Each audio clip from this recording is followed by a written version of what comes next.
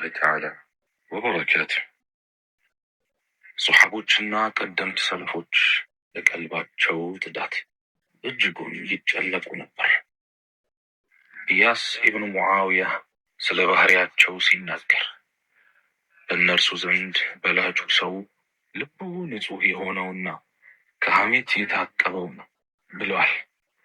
ሱፊያን ኢብኑ ዲናር ከቀደምት ሰለፎች መካከል አንዱ ለሆነው ለአቢ በሺር ስለ ቀደሙት ሰዎች ስራዎች ምን እንደሚሰሩ ንገረኝ እስቲ በማለት ጠየቀው።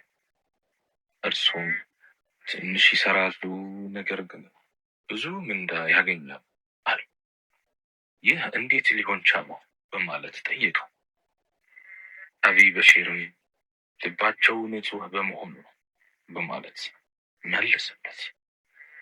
ወዳጆች፣ የሰው ልጆች በአላህ የሚያጋሩት፣ ወንጀሎችን የሚዳፈሩት፣ የአላህን ሕግጋት የሚጥሱት፣ ስለ ራሳቸው ትተው ስለ ሌላው በማውራት ብዙ ጊዜያቸውን የሚጨርሱት፣ በአንድ እምነት ውስጥ ሆነው የሚወዛገቡት፣ ከዲናቸው ይልቅ የስሜታቸውን ፍላጎት የሚያስቀድሙት፣ አንዱ ሌላኛውን ለማሳጣት የሚሮጡት፣ የአንድ አባት የአደም ልጆች ሆነው ሳለ ለደም መፋሰስ የሚደርሱት፣ ዘመዳሞች የሚኮራረፉት፣ ጎረቤታሞች የሚጋጩት፣ ባልና ሚስት የሚጣሉትና የሚፋቱት በልባቸው ላይ ባለ ችግር የተነሳ ነው።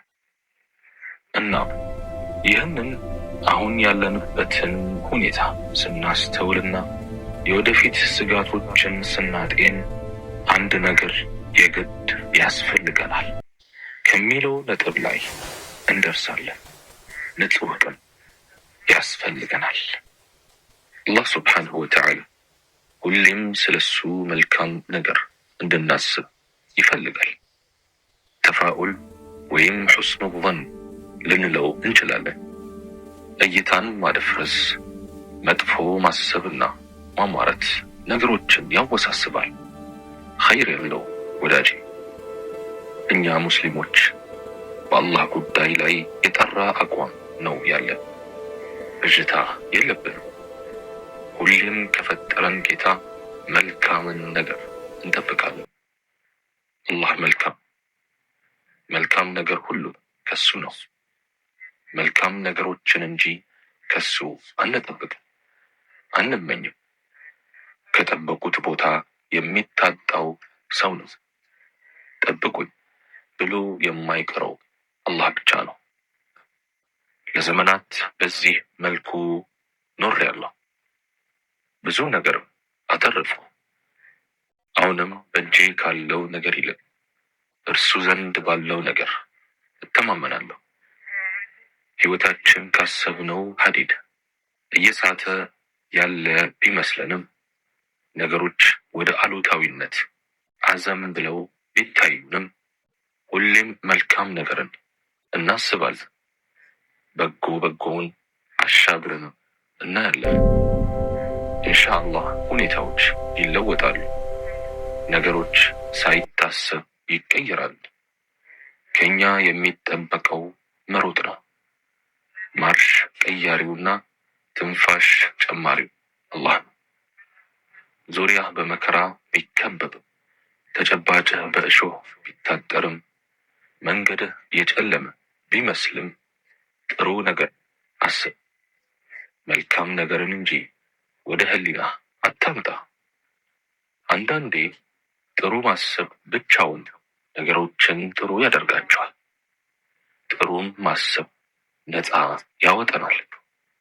መልካም ተስፋ እናድርግ። የተስፋን ገመድ ባትደርስበትም ተንጠልጠልበት።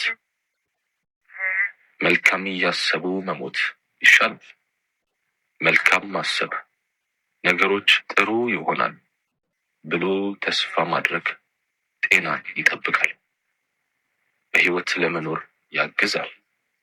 ወደፊት ለመወርወርና ጠንካራ ሆኖ ለመኖር ነዳጅ ይሆናል። የሥራዎች ሁሉ መሰረቱ ንያ ነው።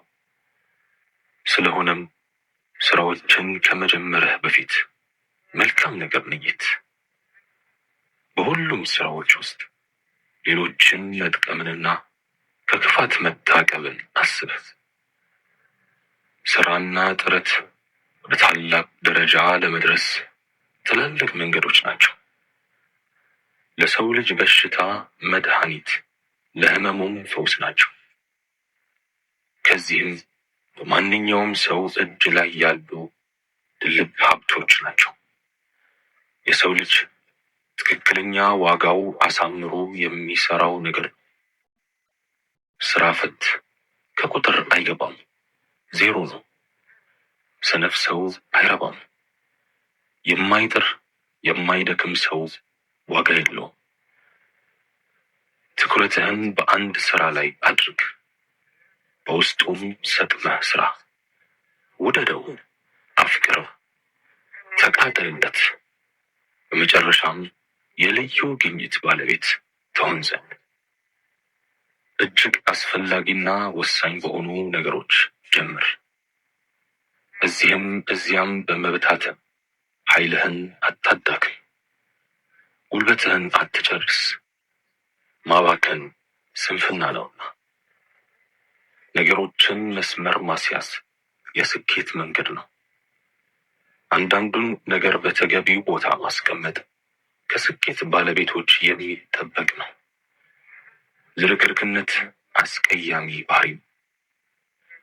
የስኬት ባለቤቶች ሀብቶቻቸው ናቸውና ስልቶቻቸውን፣ ክህሎቶቻቸውን፣ መሳሪያዎቻቸውንና ልዩ ነገሮቻቸውን ሁሉ ይንከባከባሉ፣ በጥንቃቄ ይይዛሉ። ያለ አግባብ አያባክኑ፣ አያበላሹ።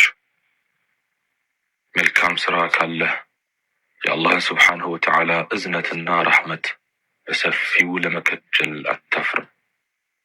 ስትጠይቀውም አትሸማቀቅም።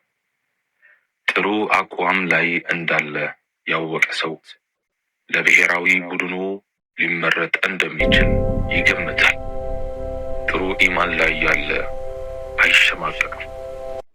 በራስ የመተማመን መንፈሱ ይጨምራል። አላህንም ስብሓንሁ ወተዓላ ሲለምን ደስ እያለው አላህ ስብሓንሁ ወተዓላ ለልመናው እጅ እንድትዘረጋ ካበቃ ያኔ እድሉን በሰፊው ተጠቀምበት። ከሀብታም ቤት ትንሽ ነገር አይለመን።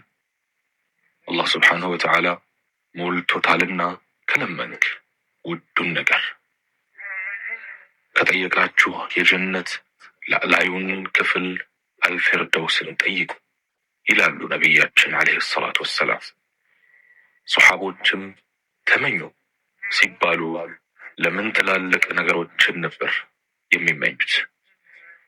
አሕባቢ፣ ተሽሎ ለመገኘት አሁንም ትልቁ መፍትሄ መተኛት አይደለም፣ መንቀሳቀስ ነው።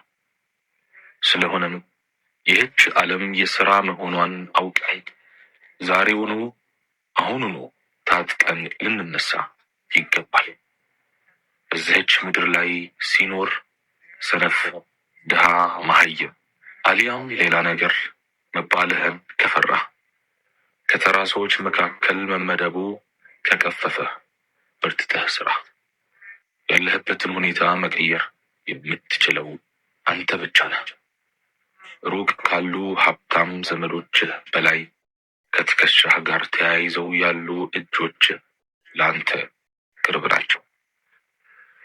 አንዳንድ ጊዜ ምን እንደምንሰራና የት እንደምንሄድ ሁሉ ይጠፋብናል። የዚያ አይነቱን ስሜት ለማምለጥ ካልፈጠን እስር ቤት እንደገባን እንወቅ። ምንም ሳንሰራ ጊዜው ይሄዳል። አንዳችም ሳንጨምር ቀኑ ይመሻል። ምን ልስራ ብለህ አትጨናንቅ። ብቻ ስራው ሐላል ይሁን እንጂ ምንም ስራ። ማንበብ፣ መጻፍ አሊያም ሌላ ነገር ሊሆን ይችላል። አንተው ከስራ ርቀህ ስራ ጠፋ አትበል።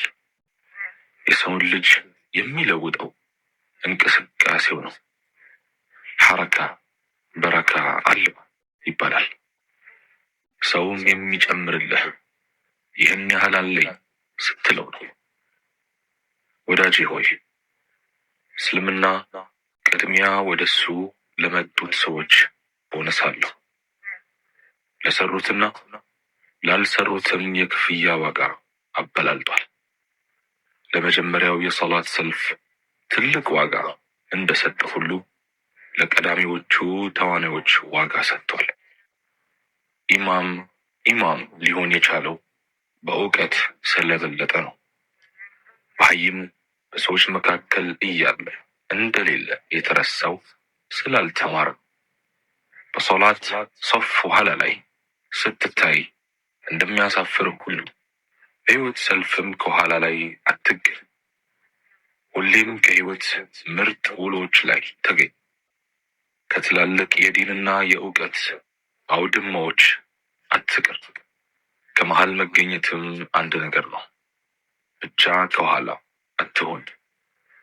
ወዳጅ ግብ የሌላቸው የምንላቸው ዓላማዊ ሰዎች እንኳን ምትክ የሌላትን ነፍሳቸውን እጅግ ለሚገርም አደጋ ሲያጋልጡ እያየን ነው።